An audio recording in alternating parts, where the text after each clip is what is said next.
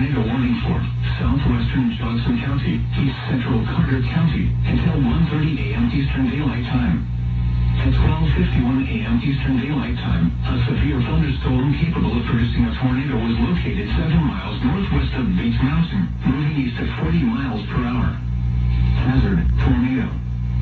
Source, radar indicated rotation. Impact, flying debris will be dangerous to those caught without shelter. Mobile homes will be damaged or destroyed. Damage to roofs, windows, and vehicles will occur. Tree damage is likely.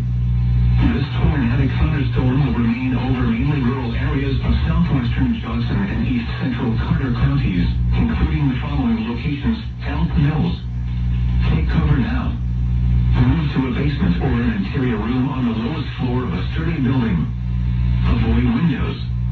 If you are outdoors, in a mobile home, or in a vehicle, move to the closest substantial shelter and protect yourself from flying debris.